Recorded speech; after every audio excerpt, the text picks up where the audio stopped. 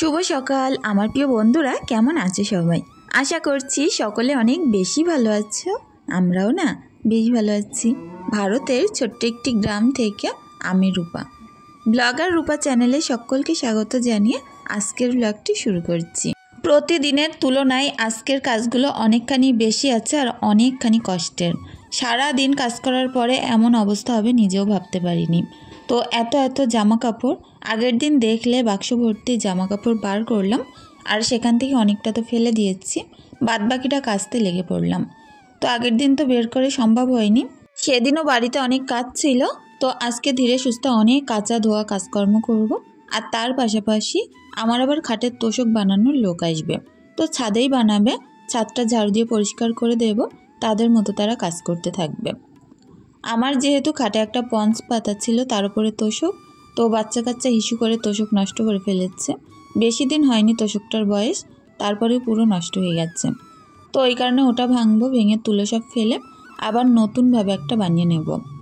তো চলো, অনেক জামা কাপড় আছে, কখন কাচবো তার ঠিক নেই।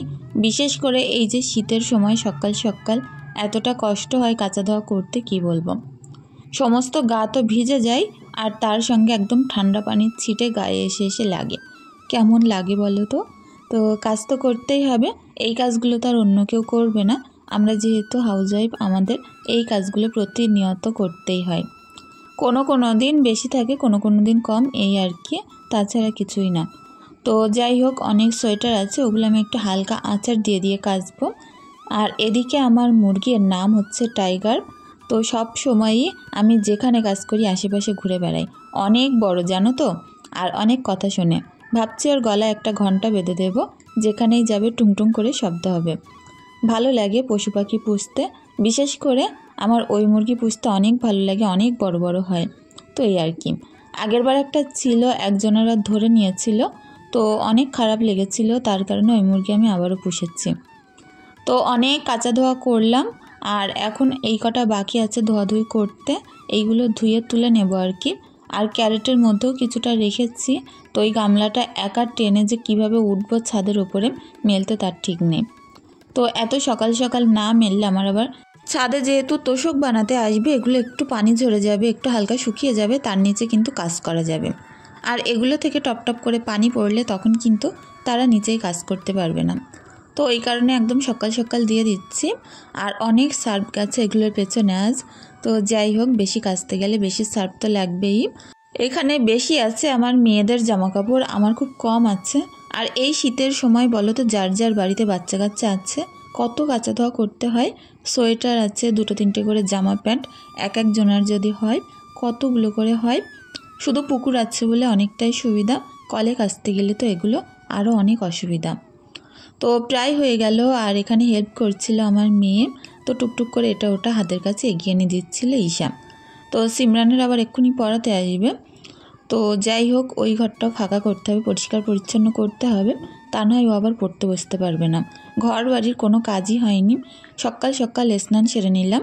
তবে এই যে নাইটিটা পরেছি, গা থেকে খুলে পড়ে যাচ্ছে, আগের থেকে অনেকটাই রোগা হয়ে গেছি, কোনো নাইটিই হচ্ছে না, হাতাগুলো খুলে যাচ্ছে, এটাও আবার চেঞ্জ করে নিতে হবে।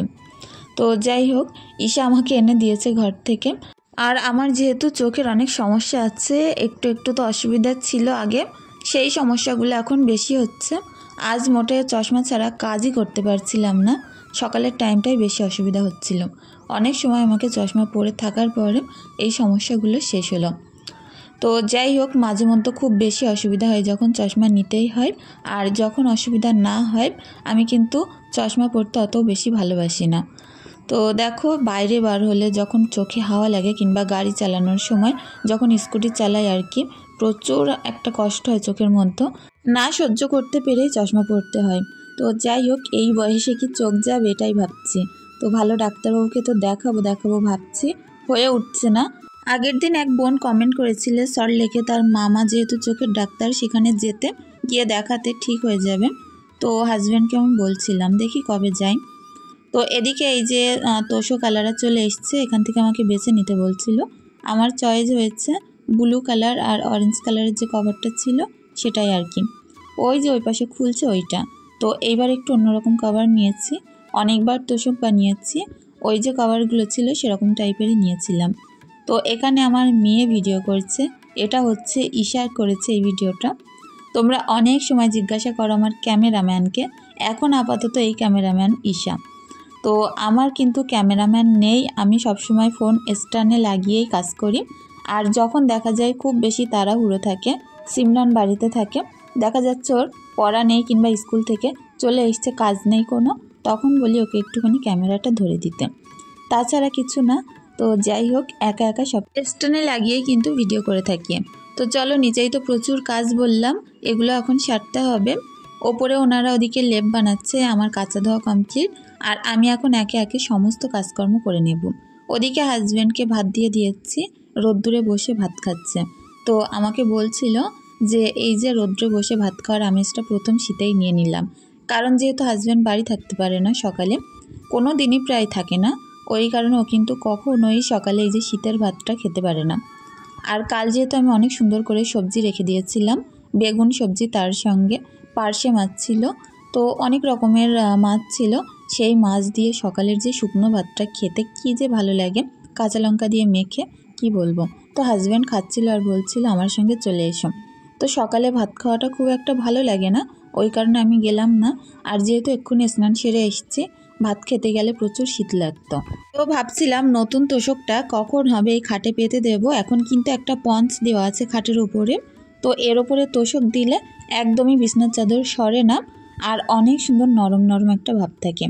তো অনেক দিন থেকে আমি ওই তোষকটা তুলে দিয়েছি, বেশ শক্ত লাগছিল পিঠে। আর এইবার যে তোষকটা বানাচ্ছি একটু দামি নরম তুলে দিয়েই বানাচ্ছি, ওইটাই পাতবো। তবে আজ তো ওনারা কখন বানিয়ে দেবে তার ঠিক নেই, কাল যখন পেতে বিছনার চাদর পাতবো পরিষ্কার, তোমাদের সাথে শেয়ার করব। তো যাই হোক, এখানে প্রত্যেকটা জিনিস আমি খুব সুন্দর করে ড্রেসিং টেবিলের সামনে গুছিয়ে নিচ্ছিলাম।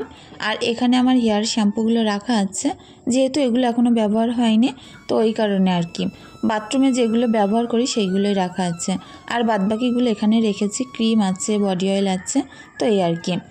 অনেক বোনেরা জানতে চাইছো শীতে আমি কোন কোন জিনিস ব্যবহার করি, আমার বাচ্চারা কি ব্যবহার করে।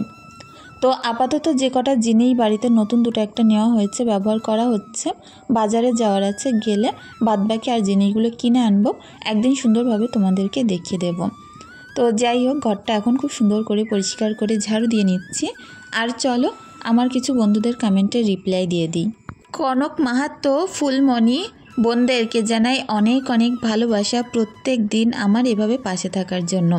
এসকে রাজা প্রোফাইল থেকে বোন বলেছ, দিদিভাই তোমার কি শ্বশুর শাশুড়ি নেই?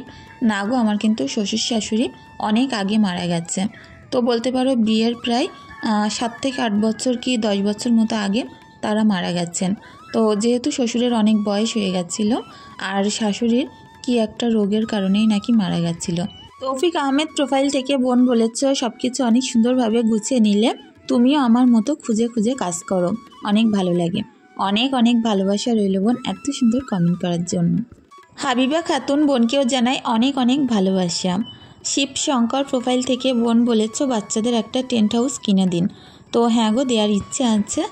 তো দেখছে একটু বড় সাইজের কি ছোট সাইজের কিনে দেওয়া যায় কি, তাহলে ঘরের ভিতর সুন্দর খেলা করতে পারবে। সুস্মিতা সেন, বোনকেও জানাই অনেক আন্তরিক ভালোবাসা। ভিলেজ লাইফ উইথ শাকিলা, বোনকেও জানাই অনেক অনেক ভালোবাসা। এদিকে কাজ করতে করতে একজন ফোন করেছিল হাজব্যান্ডের ফোনে, তো আবার ওপরে গিয়ে দিয়ে আসলাম, তারপরে নিচতে এসে আবার কাজ শুরু করলাম। সুমি ইসলাম প্রোফাইল থেকে বোন বলেছে, আমরা সব মাছই মালসাতে ডলে ধুয়ে নিই, তাহলে গন্ধগুলো খুব তাড়াতাড়ি চলে যায়। হ্যাঁ গো, সেটাই হয়, আর অনেক ভালো লাগে ধুতে, গায়ের যে ছালটা খুব তাড়াতাড়ি পরিষ্কার হয়ে যায়।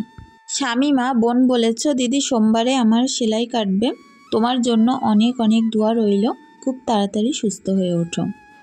ফরিদা কিচেন উইথ ব্লগ বোন বলেছ, রূপা চলে আসলাম পুকুর পাড়ে, তোমার ভিডিও আমার অনেক ভালো লাগে, অনেক অনেক ভালোবাসা রইল তোমার জন্য বোন। জেরিন আক্তার বোন বলেছ, কেমন আছো বোন? আমি কিন্তু তোমাকে ফেসবুকে নক করেছি, তো আমি দেখব অবশ্যই। তো ফেসবুক মেসেঞ্জার খুব একটা চেক করা হয় না, তো ওই কারণে দেখিনি হয়তো, তো অবশ্যই তোমার সঙ্গে কথা বলবো মেসেঞ্জারে। শাহিন সুলতানা রীতা প্রোফাইল থেকে বোন বলেছ, 4 মিনিটে চলে আসলাম তোমার ইউটিউব ফ্যামিলিতে, আর এখানে এসে তোমার ভিডিও দেখলাম, কেমন আছো বোন? আমি কিন্তু অনেক ভালো আছি, আমরাও কিন্তু অনেক ভালো আছি। তো যাই হোক বোন, প্রত্যেক দিন সাথে থাকো, পাশে থাকো, আর এইভাবে সবার প্রথমে কমেন্ট করলে অনেক ভালো লাগলো। অনেক অনেক দোয়া ভালোবাসা রইল বোন, ভালো থেকো। ওমর তহিদ মণ্ডল প্রোফাইল থেকে বোন বলেছ, সারা দিন তোমার ভিডিও খুঁজেছি, পাইনি, অনেকটাই মনটা খারাপ লাগছিল। তোমার ভিডিও না দেখলে অনেক খারাপ লাগে। ভিডিও দিতে এত দেরি হলো কেন? আগের দিন কিন্তু ভিডিও দিতে একটু লেট হয়ে গেছিলো। তো সারাদিন প্রচুর কাজ ছিল বাড়িতে, সেগুলো করতে করতে আমাদের ও বাড়িতে যেহেতু মাটি ফেলেছে আমাদের দোকানের সামনে, সেই মাটি লোক দিয়ে টানা হচ্ছে, ওখানেও যেতে হচ্ছে। তো ওই কারণে ঠিকমতো বাড়িতে থাকতে পারছিলাম না, আর ভিডিওটা দিতেও অনেক লেট হয়ে গেছিলো। তো আমার এমন একটা সমস্যা যে যেহেতু ওয়াইফাই নেই, ফোনের নেট দিয়ে ভিডিও আপলোড করি, অনেক লেট হয়ে যায় ভিডিও দিতে। আর এদিকে কাকুরা কিন্তু সুন্দরভাবে বানিয়ে দিয়েছে তোষকটা, সেলাই করতে শুধু বাকি আছে। তোষক হলো হালকা হয়ে গেল। তো ওনারা যেহেতু বাংলা কথা বলতে পারে না, বাংলা কথায় কিন্তু প্রচুর টান। তো যেহেতু বিহার থেকে প্রত্যেকবার শীতের সময় করে আসে, আর গ্রামে প্রত্যেক মানুষের লেপ, তোষক, বালিশ এরকম জিনিসপত্র বানিয়ে থাকে। তো আমাকে বারবার করে বলছিল তোষকটা কিন্তু হালকা হয়ে যাচ্ছে। তো আমি বলছিলাম না, ঠিক আছে, আমার যেহেতু ভিক্টোরিয়া খাট, নিচেই পঞ্চ, তারপরে তোষক, এই দুটো পাতলে এমনিতেই অনেক উঁচু হয়ে যাবে। যাদের দেখা যায় বক্স খাট, তাদের ক্ষেত্রে হয়তো আরেকটু উঁচু করা হলে ঠিক ছিল। তো আমার তো ঠিকই আছে। সারাদিন আজ এত কাজ করেছি, দুপুরবেলার টাইমে যে এই সমস্যাগুলো এত পরিমাণে হবে ভাবতেই পারিনি। একবার ছাদে গেছি, একবার নিচে এসেছি ওই জামাকাপড় টেনে উপরে নিয়ে যাওয়া, ঘর গোছানো, বাচ্চাদের রান্না বান্না, ওনারা যেহেতু কাজ করছে ওনাদের চা নাস্তা করা। তো এই সকল জিনিস করতে বারবার উঠতে নামতে পুকুরে যেতে। তারপরে ফার্ম এই মাথায়, আমার বাড়িটা যেহেতু প্রচুর বড়, এই মাথা ওই মাথা আমার সারা দিন দৌড়োদৌড়ি করতে যে এত অসুবিধা কি বলবো। তো দুপুরবেলার টাইমে যে আমি উনুনে গিয়ে একটু বসে রান্না করব, আমার দুই পা এতটা বেশি যন্ত্রণা হচ্ছে, আর সেই সঙ্গে কোমর। তো একসঙ্গে পরে আমি মোটে বসবো যে সেরকম আমি স্পেসই পাচ্ছি না যে একটুখানি বসে কাজ করব, প্রচুর অসুবিধা হচ্ছে। তো খুব কষ্ট করে আজ দাঁড়িয়ে দাঁড়িয়ে রান্নাটা সারছি, কোনো রকম উপায় নেই। তো হাজব্যান্ড তো আবার খেয়ে দিয়ে কাজে বেরিয়ে গেছে। তো ওনাকে যে বলবো যে কিছু কাজ এগিয়ে দিতে, সেরকম উপায়ও তো নেই। বাড়ি থাকলে অনেক কিছু হেল্প হয় আমার। তো যাই হোক, আজ একটু বানাচ্ছি চচ্চড়ি। তার জন্য মূলো, পালং, সিমের একটা চচ্চড়ি করেছি ওই পাশটায়, আর এই দিকটায় বসাবো আর একটা সবজি। তার জন্য সুন্দর করে মশলা কষিয়ে নিচ্ছি। তো আমি কিন্তু চিংড়ি মাছটা মাঝেই দিয়েছি, কারণ প্রথম দিকে দিলে ভাজা ভাজা হয়ে যায়, অতটাও ভালো লাগে না, আর খোসাটা কেমন যেন চিপকে যায় চিংড়ি মাছের সাথে। ওই কারণে চিংড়ি মাছগুলো ওরকম কষার টাইমে দিলে একদম সুন্দর ফুলে ফুলে থাকে, মাছের যে মিষ্টি ভাবটা সেটাও থেকে যায়। এদিকে করব কচুরমুখী আর বেগুন আলু, তো তার জন্য এটাও সুন্দরভাবে কষিয়ে নিচ্ছি। বাড়িতে তো আছে প্রচুর মাছ, ওই কারণে সবজি খেতে এখন মজাই আলাদা। আর শীতের সময় সকালের বাসি সবজি থাকলে ভাত খেতে, কিংবা একটু মাছ থাকলে সেটা দিয়ে ভাত খেতে বাচ্চারা অনেক পছন্দ করে। তো যাই হোক, এদিকে দেখো এই যে ভেটকি মাছ করব আজ, তার জন্য ভেটকি মাছগুলো সুন্দর করে ভাজা করে নিচ্ছি। আজ একটু বেশি করেই সবজি বানাচ্ছি, যেহেতু ভেটকি মাছ আছে, ওই কারণে এই মাছ দিয়ে ননদদেরকে একটু সবজি পাঠাবো। তো যাই হোক, এদিকে দেখো ঘন্টটা বানিয়ে নিলাম, আর লাস্টে দিলাম জিরের গুঁড়ো। অনেক ভালো লাগে এরকমভাবে বানিয়ে নিতে পারলে। ওর ভিতরে একটু ধনিয়া পাতা দিলে আরও ভালো হতো। পালং শাক তো এই সময় প্রচুর ভালো লাগে। তো যেহেতু আমার হাজব্যান্ড ধনিয়া পাতা খায় না, ওই কারণে আর দিলাম না। আর এদিকে দেখো কচুরমুখী আলুটাও গলে গেছে, সুন্দর করে ঝোল দিয়ে দিলাম। এর মধ্যে ভেটকি মাছগুলো তুলে জিরের গুঁড়ো দিয়ে নামিয়ে নেব। তো বন্ধুরা, আমার আজকের ভিডিওটি কেমন লেগেছে প্লিজ কমেন্ট করে জানিও। যদি কিছু ভুল ত্রুটি থাকে, ভিডিওটি ক্ষমা সুন্দর দৃষ্টিতে দেখার অনুরোধ রইল। সকলের কাছে অনুরোধ রইল, প্লিজ যাওয়ার আগে যদি কিছু ভালো লেগে থাকে চ্যানেলটি সাবস্ক্রাইব করে আমার পাশে থেকো। তো সকলের জন্য অনেক দোয়া, ভালোবাসা, আশীর্বাদ রইল। ভালো থেকো।